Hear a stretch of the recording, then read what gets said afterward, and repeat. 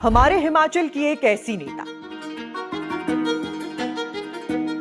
जिन्होंने 54 साल से अन्न का एक दाना तक नहीं खाया और आज इनकी उम्र 98 साल हो गई है। ये हमारे हिमाचल की इकलौती ऐसी पॉलिटिशियन हैं जो 8 बार विधायक बनी, 3 बार मंत्री रही और साल 2003 में तो मुख्यमंत्री बनते बनते रह गई थी।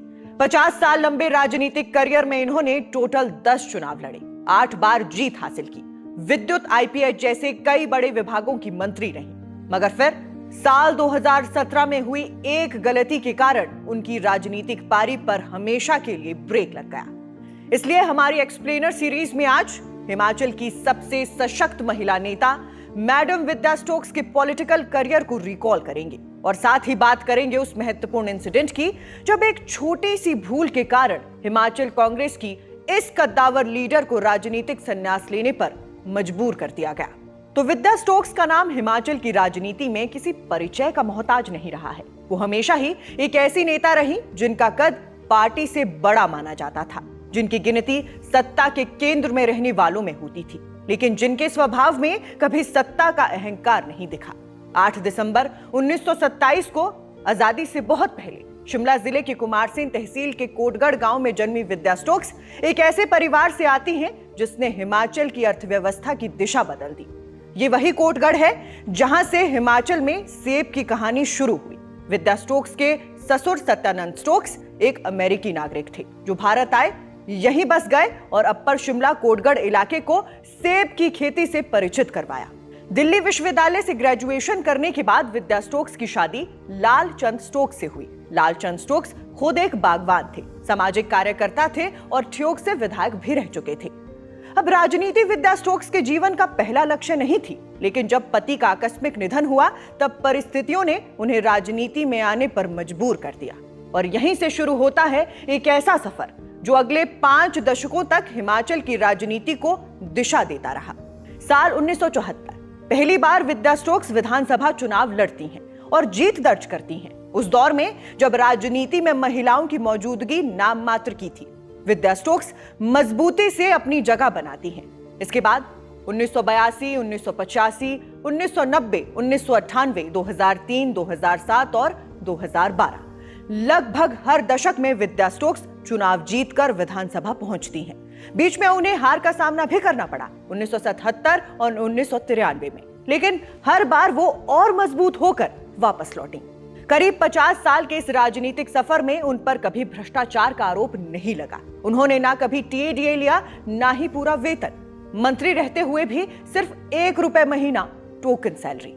सादगी, ईमानदारी और अनुशासन, यही उनकी पहचान रही। मैडम विद्या स्टोक्स ने 44 साल की ही उम्र में अन्न त्याग कर दिया था और तब से लेकर आज तक वो केवल फलाहार पर डिपेंडेंट है।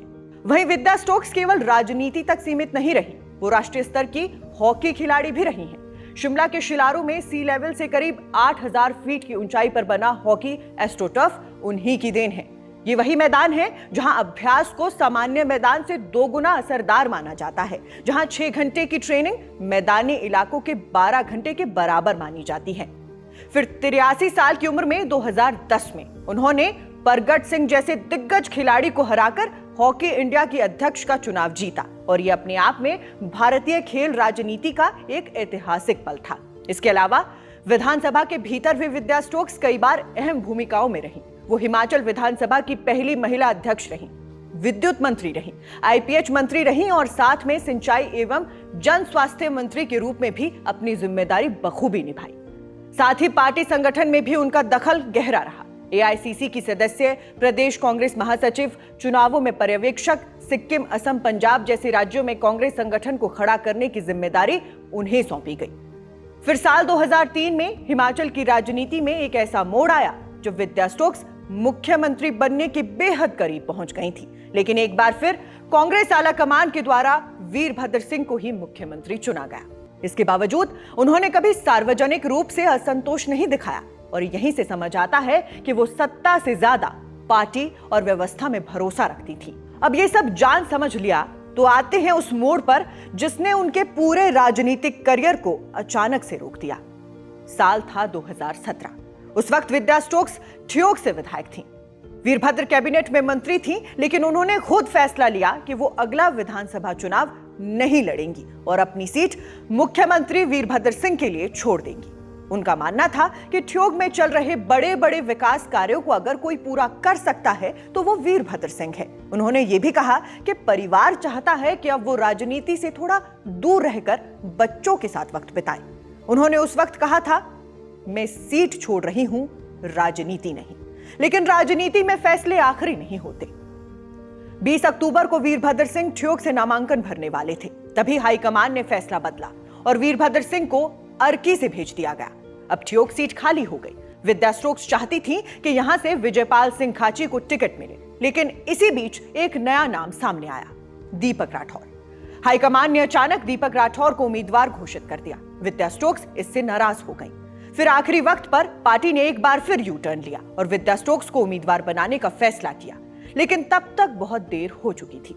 दीपक राठौर ने पहले ही कांग्रेस उम्मीदवार के तौर पर नामांकन दाखिल कर दिया था और उन्होंने नाम वापस नहीं लिया।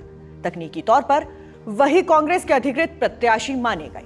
अब विद्या स्टोक्स के सामने एक ही रास्ता बचा था, आजाद उम्मीदवार के तौर पर चुनाव लड़ना। लेकिन इसके लिए कम से कम 10 प्रस्तावकों की जरूरत थी और उस समय उनके पास सिर्फ 2 प्रस्तावक ही मौजूद थे। ऊपर से उनके पास जो अधिकृत पत्र था वो प्रदेश कांग्रेस अध्यक्ष सुखविंदर सिंह सुक्खू की तरफ से था, ना कि केंद्रीय चुनाव प्राधिकरण की तरफ से। ऐसे में बीजेपी और माकपा ने इस पर आपत्ति दर्ज करवाई। दस्तावेजों की जांच हुई और पाया गया कि नामांकन पत्र अधूरा है, जिसका नतीजा ये निकला कि विद्या स्टोक्स का नामांकन रद्द। यानी जिस नेता ने 8 बार विधानसभा का रास्ता देखा, जिसने मुख्यमंत्री के लिए अपनी सीट कुर्बान की, जिसने कभी सत्ता से सौदेबाजी नहीं की, उसी नेता का राजनीतिक करियर एक तकनीकी गलती पर खत्म हो गया। उसके बाद ना कोई वापसी हुई, ना कोई समझौता। विद्या स्टोक्स ने इस फैसले को चुपचाप स्वीकार कर लिया। आज वो शिमला में अपने घर में रहती हैं, राजनीति से पूरी तरह दूर, लेकिन उनका नाम आज भी सम्मान से लिया जाता है।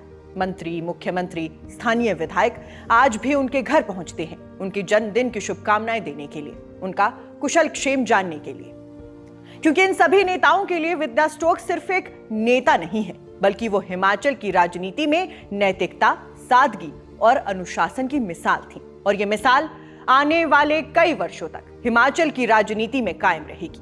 मैडम विद्या स्टोक्स साफ और जनता को समर्पित एक ऐसा राजनीतिक नाम है जो न सिर्फ राजनीति की आने वाली पीढ़ियों को राजनीति के मायने सिखाता रहेगा, बल्कि राजनीति में पहुंचने वाली हर महिला को सशक्त करेगा।